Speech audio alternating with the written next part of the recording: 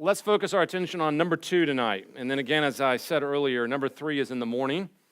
Remember, we're looking at 3 different categories of objections. Whenever your friend objects to the Bible, I'm confident that that objection can fall in one of the 3 categories this weekend. The first of those categories, as we've already seen in the first session, is this issue of origins. And we just plucked the one example of origins out with the Gospel of Thomas as an example. And now we get to the issue of transmission. Now, this is really a second category of objections entirely, because this is asking a question that most people don't pause to ask. Most people want to ask the question, is the Bible true? Great question. But this particular objection undercuts all that and says it doesn't really matter if the words of the Bible are true if you don't have the words of the Bible. In other words, why are we worried always talking about whether the Bible is true? How do we even know we have the Bible, says this second objection. After all, when you hold the Bible in your hand, you're not holding the Bible. When you hold the Gospel of Luke in your hand, you're not holding the Gospel of Luke. As this objection goes, instead what you're holding is a copy of a copy of a copy of a copy of a copy of a copy of a copy of Luke, at best. And each of those copies along the way were changed, and they were corrupted, and they were modified by scribes. So yes, you hold something that you call Luke, but you don't know if it really is Luke. It could be very different than the Luke that Luke wrote doesn't look anything like the Luke that you have. And so you say that Luke's inspired. Good for you, says the critic. But you don't have Luke, so it's just a non-issue. That same speech can be given to any book of the Bible, right? Whether it's Luke or Romans or Galatians or the book of Revelation. It's this idea of the transmission, okay, of the New Testament text, and whether we have the text as it happens to have been written in our current day, or whether we have some corrupted, tainted, twisted, sort of off version of it that doesn't really tell us anything about the original Bible. Now, this whole narrative I just laid out for you has become sort of popular trope in critics of the Gospels these days, and it was popularized by a book a number of years ago by Bart Ehrman called Misquoting Jesus. Most of you probably have heard the name Bart Ehrman. He's a professor at UNC Chapel Hill and wrote a book in, I think, 2006, if I'm remembering correctly, somewhere around there, 2005, 2006, called Misquoting Jesus, that basically argued what I just laid out, which is you cannot trust the New Testament documents because you don't actually have them. You have copies, corrupted copies of them spread over thousands of years.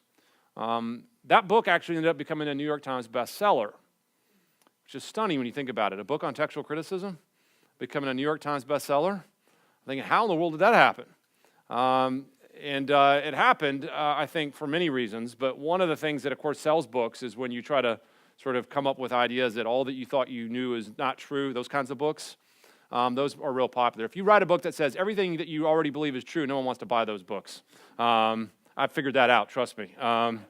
So I need to write some of these other books. Maybe I'll do a little better. But regardless, Ehrman wrote this book. It did become a New York Times bestseller. And since that day, this has been a topic of conversation at the popular level. Of course, it was a topic of conversation for generations on the scholarly level. But now at the popular level, people are talking about textual criticism and textual variants and manuscripts and mistakes and transmission and corruption and these sorts of things that most people never bother to think about. And so this is where we tackle the second category of objections. Do we have any reason to think that we possess the words that were originally written? Because you remember when we say we believe in inspiration, we believe that inspiration applies to the words that were originally written. Do we actually have any reason to think we have those words? I think we do. So here's how we're going to lay this out tonight. Very simply, I'm going to lay out Ehrman's challenge in more detail, and we're going to learn exactly what he's arguing, and then I'm going to lay out a response. And my response is going to sort of be trifold response. We're going to look at 3 different things we know about ancient manuscripts of the New Testament and what we can deduce from those manuscripts to help us have confidence that they've been transmitted reliably. So let's start with Roman numeral 1 there, and that is the challenge in Misquoting Jesus. Now, Misquoting Jesus is a book that, of course, says more than these 2 things I lay out for you here. And if you want to know more about Ehrman's Misquoting Jesus and more about this issue, I also want to refer you to my website. It wasn't mentioned in the introduction, but I'll mention it here because I hope it's a good resource for you. So my website's name is called Cannon Fodder.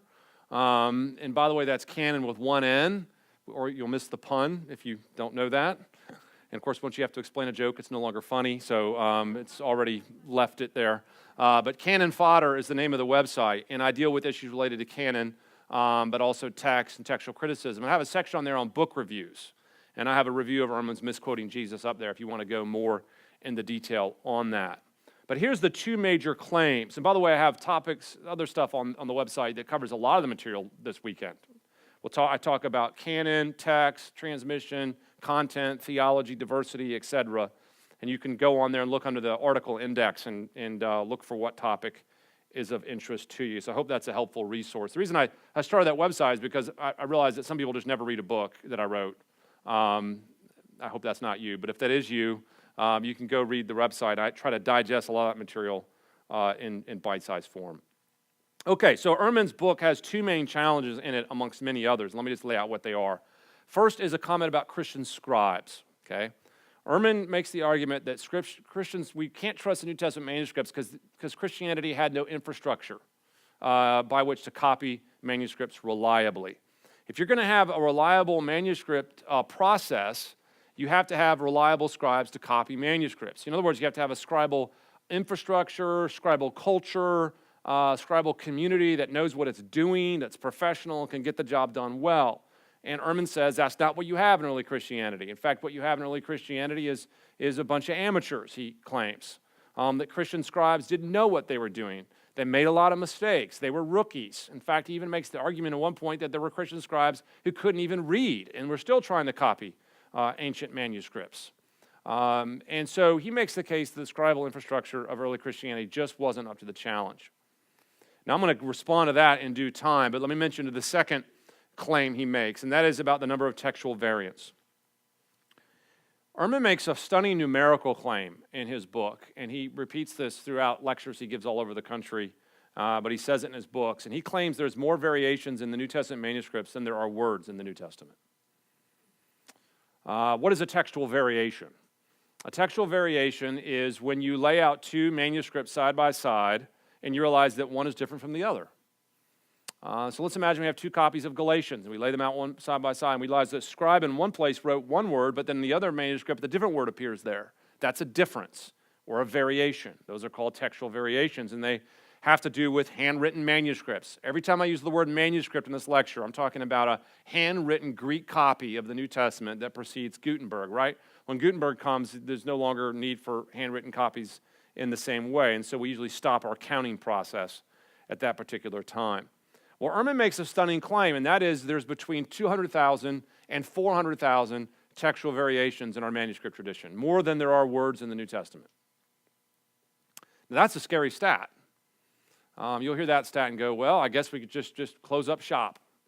If that stat's true, then you could never know what the New Testament says, and maybe we're all wasting our time. But stats are tricky things. Mark Twain once quipped about stats when he included them under the three kinds of lies he says people tell. He says there's three kinds of lies. There's really bad lies, and he didn't use the phrase really bad, and then he said, and then thirdly, there's statistics. And his point with that is that statistics can be as misleading as a lie. I'm not suggesting that Ehrman is lying, be clear, I'm not. I am suggesting that stats can be misleading. 200,000 to 400,000 textual variants, I think Ehrman's right about that number. Just to scare you for a moment.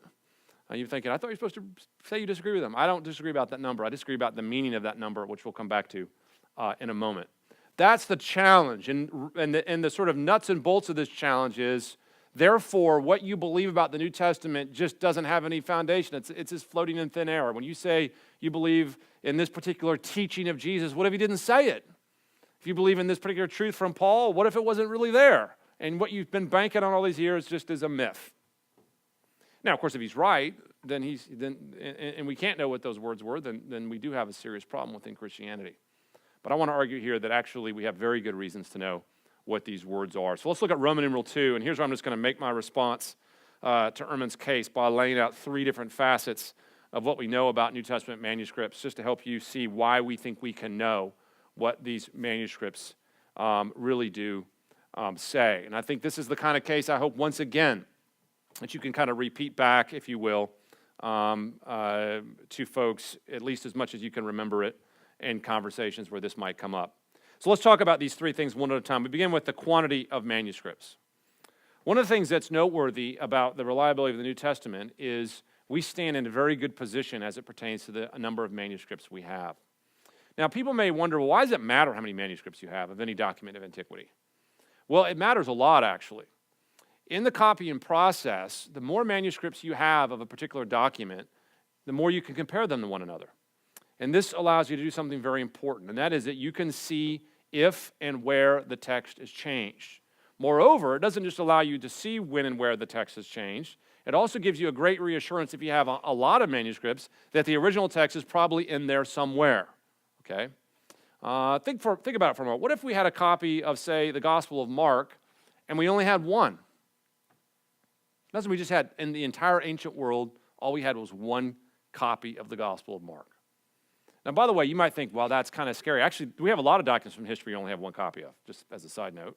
But let's imagine that was true for Mark for a moment. You might think, well, what did all the other copies look like? And how do I know that this is a good one? And if this particular copy has a textual variant and made a mistake, can I recover the thing that was left out in another manuscript? Well, no, because I don't have the other manuscript. So if you only have one copy of something, you're left in a difficult position. So what does this mean? In the world of ancient manuscripts, the more the better. You want to have as many manuscripts as you can of any document in the ancient world. And by the way, manuscripts are hard to come by. They're lost for all kinds of reasons. They wear out, just like modern books wear out. They're thrown away, they're burned, they're eaten by insects, they rot, they're lost, they're destroyed in war. I mean, when it comes to manuscripts, they just don't have as many as we wish we could get. And that's true not just for the New Testament, but for any other document of antiquity. In fact, from the time period we're talking about, roughly 2,000 years ago, the quantity of manuscripts on average is about 10 to 20 from documents from that time period. So if you take anything from that time period, just randomly, the average number of manuscripts we're going to have from that time period is probably about 10 to 20. I'll give you a few examples there in your notes. Tacitus, Annals of History, we have about 3 copies of that. Jewish War by Josephus is actually pretty good, 50 copies. And we could talk about other documents from antiquity at this particular point, but what's stunning is the number of copies that we have of the New Testament. The number is always changing, by the way. Right now we have over 5,700 manuscripts of the New Testament. Now, I know when you hear that number, it just doesn't do anything for you. You're like, okay, so that's a big number. And it just kind of bounces off your head. But what I can tell you, that number is stunning. That number is unbelievably stunning in terms of its distinctiveness in antiquity. There's no other document in the entire history of the ancient world that even comes close to having that number of copies. In fact, it's kind of almost embarrassing to have that many copies in a positive way. Like, well, we feel kind of bad about it. For all you other historical documents out there, we're sorry, right? The New Testament is in such a better position than any others. And remember, the more you have, the more you can compare them, the more you can see if they changed. And if something has been left out or changed or messed up, you have all these other copies that can fix the problem, that could have gotten the text right. And so the more, the better. And the New Testament stands out in a place utterly by itself. Now, once you realize the number of copies, a couple things become apparent here, which are really, really important, is that this actually explains why we have so many textual variants. Remember when I mentioned the 200,000 to 400,000 textual variants that Ehrman talked about? And I told you that I think that number actually might be right. We don't actually know the number for that matter, but I think it's probably in the ballpark. And you might think, oh no, what does that mean? Well, let me explain something to you. The only reason we know about that many textual variants is because we have so many more manuscripts than any other document in antiquity. Think about it for a moment. How many textual variants do you think we have in Tacitus's Roman history? Well, you think we only have 3 copies of it. So how many textual variants could you even have? Well, with 3 copies, you could only possibly observe so many scribal variations. But what if you had 5,000 copies of Tacitus's Roman history? Would you have a lot more textual variations to talk about? Yes, because every new manuscript you find gives you another opportunity to do what? Discover new textual variations that another scribe, for his own reasons, added to the text. What you realize then is that the only reason we have so many textual variants is only because we have so many copies of the New Testament that go far and above every other document in the ancient world. So it's almost like you can't win in the Christian world. If you didn't have many copies, they'd say, oh, Christians don't have that many copies. And if you do have a lot of copies, they say, well, you have so many textual variants, but only because you have so many copies. It's almost a catch-22. It's kind of being a victim of your own success here. We did so well in preserving so many copies that now we've got so many people piling on about all the scribal variations they can now notice because of all those copies. And I want to suggest to you that that's profoundly misleading when it comes to statistics. Make no mistake about it. If we only had a normal number of copies of the New Testament, we wouldn't even be having this conversation tonight. It wouldn't even be a topic because the New Testament is not copied in any more unreliable way than any other document in the ancient world. Just as a side note here, by the way, we're still finding New Testament manuscripts. We find them probably every year in various archaeological digs around the world. There's a very well-known archaeological dig at a place called Oxyrhynchus, Egypt. You're thinking Oxyrhynchus, there's a word I'm going to forget in the next 30 seconds. Although if you can remember it, you could say it at a party and impress people, right? Have you heard about the archaeological dig at Oxyrhynchus? They're like, I have no idea what you're talking about. Oxyrhynchus, Egypt, there was an archaeological dig begun there at the end of the 1800s, just to put this in perspective, by two British scholars by the name of Grenfell and Hunt, probably 1895-ish. They found the lost city of Oxyrhynchus, which was lost. And when they found the lost city of Oxyrhynchus, the place they found was actually the manuscript garbage dump for the lost city of Oxyrhynchus, where everyone threw out all their old manuscripts. Think of an analogy of as a place where everyone threw out all their old newspapers and all their old letters and all their old books. Imagine a garbage dump like that in our modern day. Imagine finding that in the ancient world. That's what they found in Oxyrhynchus.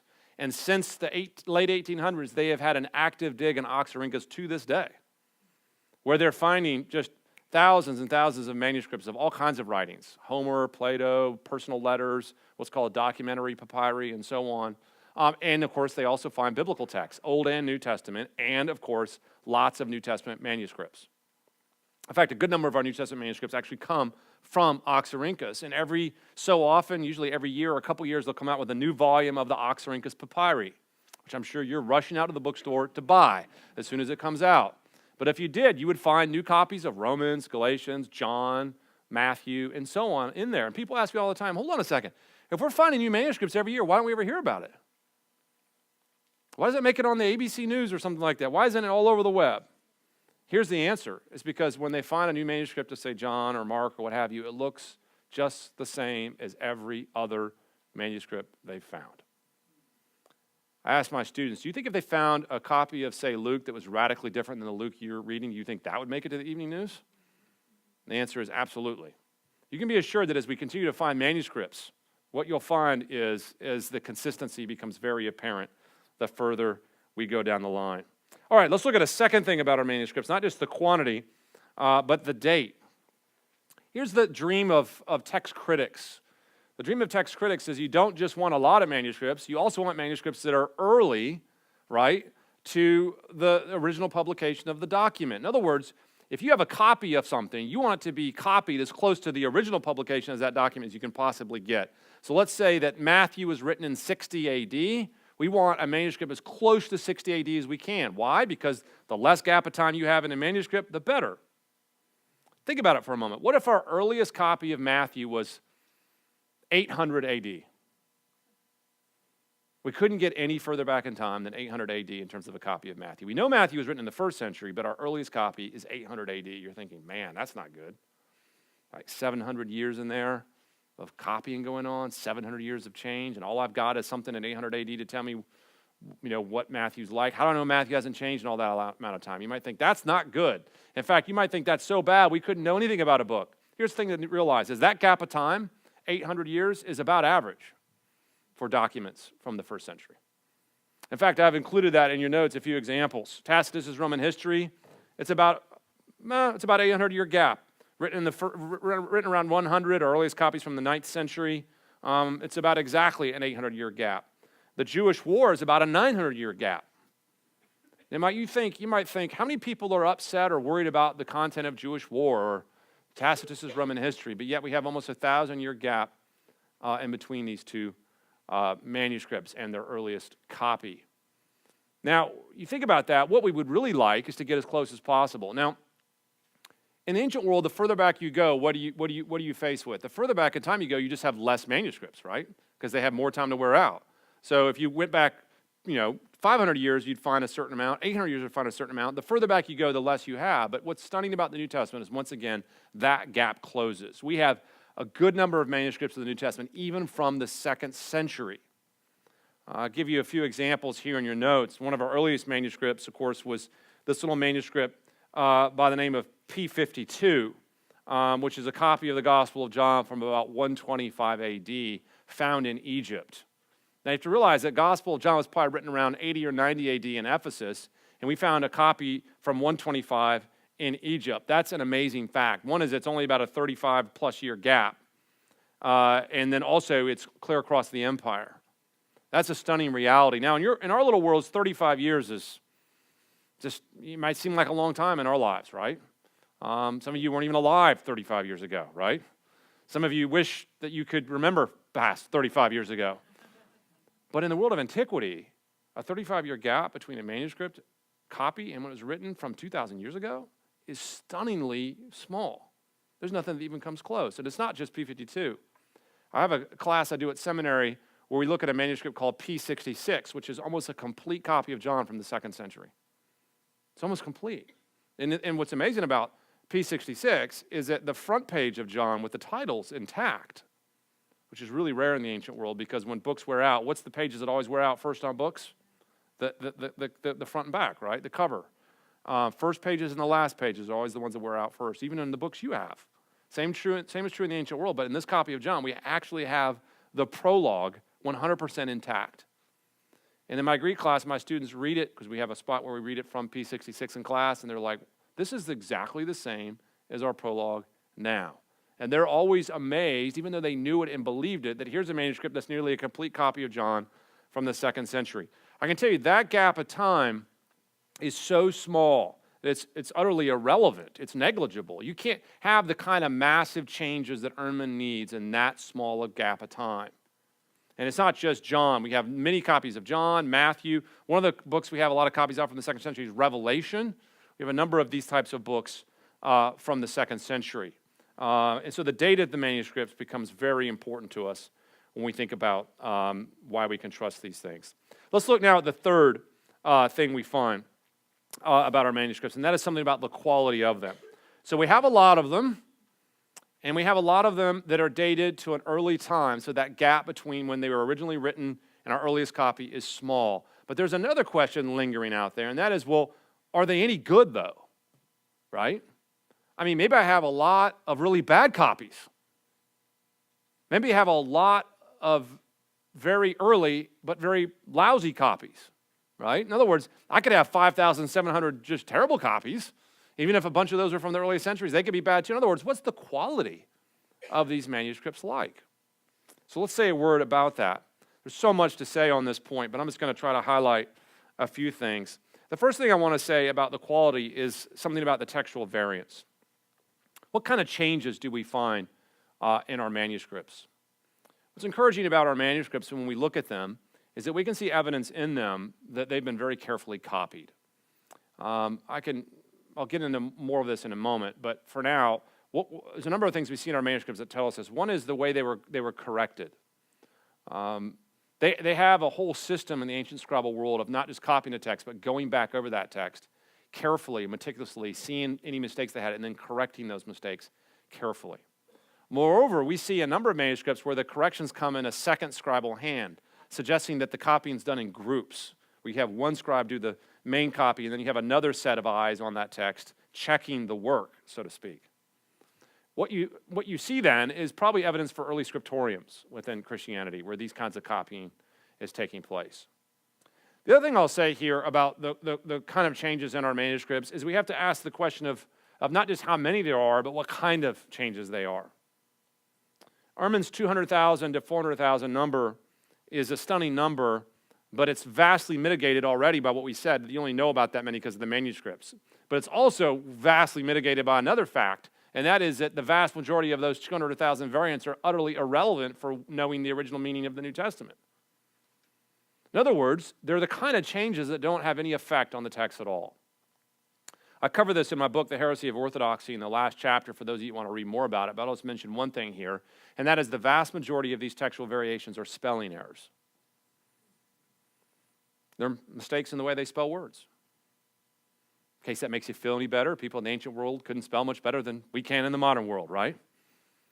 Here's what's amazing, is that the scribes, for all their work, actually did a pretty good job of spelling, given the lack of technology they have, right?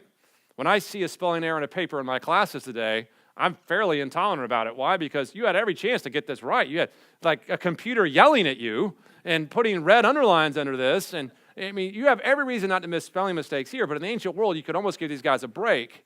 And yeah, they did a pretty good job as a whole, but they still made spelling mistakes from time to time.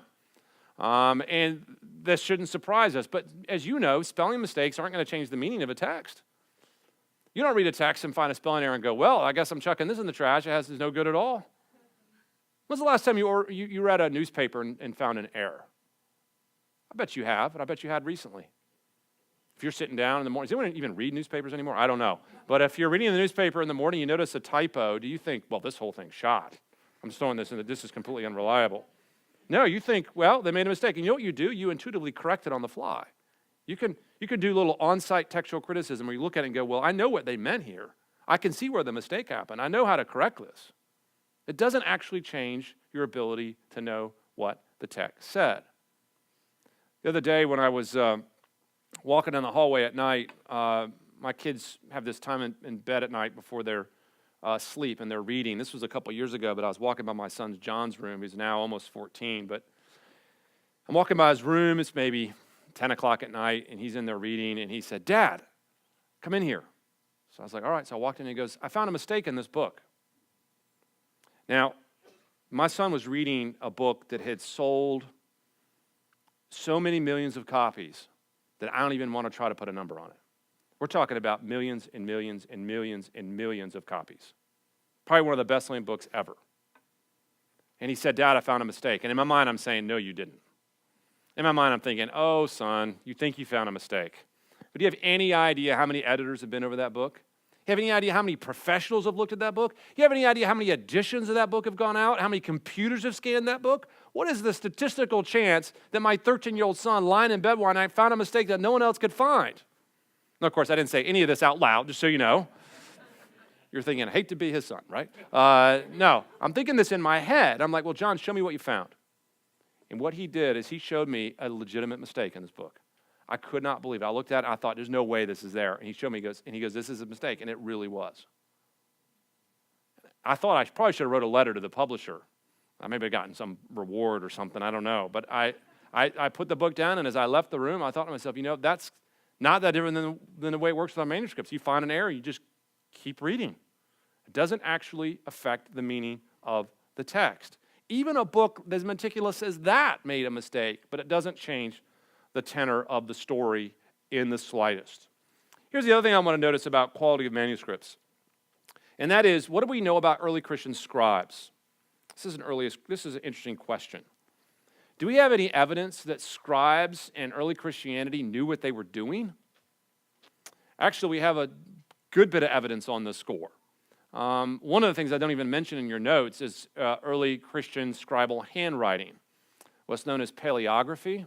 Actually, a number of our manuscripts from Christian scribes are very elegant scripts, a very professional hand, and we know that these would have been people who would have been trained scribes, and so we can look at it that way. But let me mention two other things that actually highlight something about early scribal culture within Christianity, perhaps something you've never thought of. And one of those is the type of format that Christians used when they copied their books. Now, when you think about an ancient book, kind of a picture in your head, an ancient, very old book, chances are what you're picturing is a scroll. Because in the ancient world, that's what people did. And a scroll, as you know, is a piece of papyrus with writing on one side rolled up at the edges. That's what people used in the ancient world. And when Christianity was born in the first century, everybody used scrolls. Their Jewish forefathers copied the Old Testament on scrolls. The Greco-Roman culture around them, when they copied literary texts, they used scrolls. Everybody used scrolls. But guess what? When Christians started copying the New Testament, they didn't use scrolls. In fact, they used something called a codex. Now, a codex is the book format where you have writing on both sides of the page, right? Unlike a scroll, and it's bound at the spine. And here's the amazing thing about the Codex is that you still use it now. If you have a Bible near you, it's in Codex format. When you open up a hymnal, it's in Codex format. When you open up any book in the world, it's in Codex format. Here's the thing about the Codex is the Codex, born during this time period, ends up being one of the most enduring technological advances in book production in the history of the world. And what Christians did from the very start is they used the Codex for their scriptural writings. And they didn't use the scroll. Now, this has stunned scholars for generations, okay? Scholars have looked at this and go, we have no idea why Christians did this. It's such a conundrum. It's sort of this CSI thing they're trying to forensically crack. How is it that Christians did this and no one else did it? And why would they do it? Here's the thing that's interesting about the Codex is that as far back as we can see early New Testament manuscripts, they're all on codices. We can't even hardly find a single one not on a codex. Now, the reason for this, I think, is multidimensional, but one of the reasons for this, I think, that's interesting is that some scholars have suggested, and I think there's something to this, that Christians chose the Codex because it could do something that no roll would ever do or could ever do, and that is it could hold all four Gospels in one volume. In other words, Christians may have wanted to use the Codex because they needed it to hold all their precious four stories of Jesus together as a unit. Regardless of the reason, though, the point I want you to see is that within early Christian scribal culture, there was an amazing amount of uniformity around what book type to use. And it was the kind of uniformity that swam directly in the face of every other expectation you would have. So if someone said, hey, all Christians use the scroll, that must mean uniformity, you wouldn't give it any credit because everybody's using scrolls. But if all Christians use the Codex, then that does tell you something about early Christian uniformity in their scribal culture because you had to have a reason to do it that swam against the culture. And the question is, how'd that happen? Did someone send out a memo somewhere? All scribes out there use the Codex? How'd that take place? That tells you that there's a very organized Christian scribal culture that somehow, some way, even though we don't understand it, they were very connected in the way they copied books. It's interesting, I put in your notes there 2 Timothy 4:13. I think this is a reference to the Codex and Paul. In fact, I'm almost certain it is based on all what we can see. Look what it says here. I bet you read over this verse 50 times and never even thought about it. He's talking to Timothy here. When you come, bring the cloak that I left with Carpus at Troas, also the books, and above all the parchments. Do you know something about Paul here? He mentions two kinds of writings. Did you notice this? He tells Timothy, bring the books, ta biblia in the Greek, and then bring the parchments, membrana in the Greek. What's interesting about this is that the first one is clearly a reference to Old Testament books. So what in the world is the membrana? What's the parchments he wants Timothy to bring? Scholars have uniformly been convinced that that's a reference to codices. So what you find here in Paul is that he's telling Timothy to bring two different sets of books. An Old Testament set on scrolls, and perhaps a New Testament or a beginnings of a New Testament on codices. What was in these codices, these parchments that Paul's asking for? That's a mystery, right? Wouldn't you want to know the answer to that? We don't know the answer to that, but we can hypothesize. But it's clear that it's not Old Testament books, as he already talked about those. Could it be Christian writings? Probably. Which ones? We don't know. But this is the beginning of a canon, right? You have an Old Testament and the beginnings of a New Testament here. And what is it on? It's on a codex. The other thing I'll mention here by way of scribal culture and early Christianity is the use of what's called the nomina sacra. It's just Latin for sacred names. Chances are you've probably never heard of this either, but this is an interesting scribal abbreviation that Christian scribes used. It's the way they abbreviated the Greek words for God, Lord, Jesus, and Christ. What's amazing about this abbreviation is that it's only done by Christians. And it's done on those four words, God, Lord, Jesus, and Christ, and it's a way of honoring the divine name. And what's stunning about it is it occurs in almost every single New Testament manuscript we have everywhere, as far back as we can go. Now, how do you get that in a scribal culture? The use of the nomina sacra, that uniform across the board, along with the use of the codex, that uniform across the board, what does that tell you? That tells you that you have a very sophisticated book culture in early Christianity that used a very highly developed book technology in the codex, uniform in their practices, and pretty well organized.